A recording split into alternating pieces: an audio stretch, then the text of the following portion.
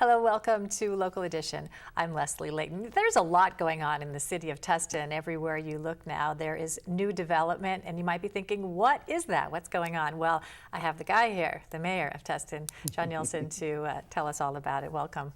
Well, thanks, Leslie. Appreciate being here. And we've got a lot of stuff going on at the Tustin Legacy right now. Yeah, that's all under the umbrella of the Tustin Legacy, the centerpiece. You know, Tustin is an old town. It has the old town, and now it has the new town that is springing up. So let's start with Orange County Animal Care Facility. That is the new animal shelter going in. Tell us about that. Well, we just broke ground on that about 2 weeks ago. And it's a great new animal shelter. I think the original animal shelter for the county was built during World War II. So this will be more like a pet palace. This will be like a hotel for those pets that are there and that can be adopted. And it'll be, you know, I've seen the architecture. It's going to be really, really nice. I hope they can have some long-term stays there. Yeah, we all hope that. Yeah, there was a little bit of controversy as far as like which cities wanted to opt in. Has that been settled? And Pretty much. There are a number of cities that are going to participate in the county program, and it's, you know, the cities that are most closely logistically and location-wise to the shelter itself. So, you know, it'll be fairly reasonable in cost, and it gives, you know, a nice central location for people that want to adopt pets. what exactly is the location, and when is it expected to open? Well, it should open in the next couple of years. They're just starting to do grading now on the site. So, and it is, like I say, a spectacular place. You know, the architecture is great. I even wanted to stay there. It looks so nice. Maybe someone will adopt you out. Yeah, let's hope. Take you home. Good boy, good boy. Also, the South Orange County Community College District has a project in the Tustin Legacy. What is happening there? Well, the South Orange County Community College District has a footprint at the Tustin Legacy, and those are going to be to enhance the educational purposes and particularly of high-tech education. So you're looking at computers, you're looking at trying to do advanced work and potential of robotics and things of that sort. So it's going to be spectacular. Again, the architecture there is really nice. They've done a great job in putting that together. And you're going to be seeing sticks in the ground pretty soon there. Well, it makes a lot of sense, job-specific training for our new digital world that we're living in. Heritage Elementary School. Heritage Elementary School has been built for quite a while, but it hasn't been opened as an elementary school until this year. We did a ribbon cutting there as well. So it was great seeing all the kids there. You know, the kindergartners, first graders through fifth grade, and it's a full school, and it's going to be a STEAM school.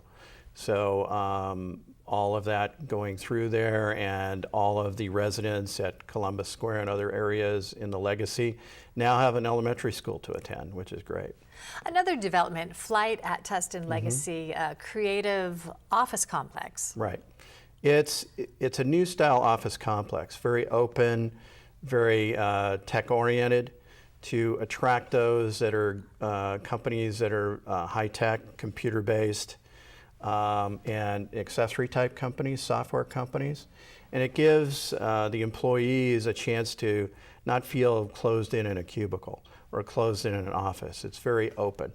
So it's a new concept that's been tried in a few other places, but we're doing it here, and it's going to be spectacular. It's about 800,000 square feet of office space. Yeah, I think people feel enough isolation on their phones and on their computers. They want to get out and be with other people. Exactly. It's going to be isolation. It's going to be more like a campus type environment with a food court, and it'll be very, very nice.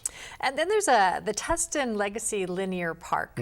What's going to happen there? Well, the linear park was in the original design and for the old Tustin blimp hangar base, or lighter than air base.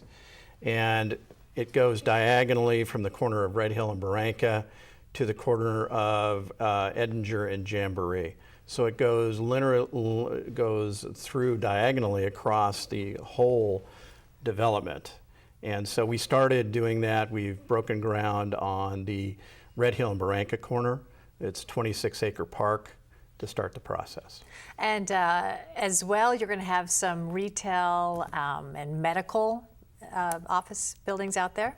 Well, the Tustin Village is going to be on Kensington and Edinger, and it's under construction as well.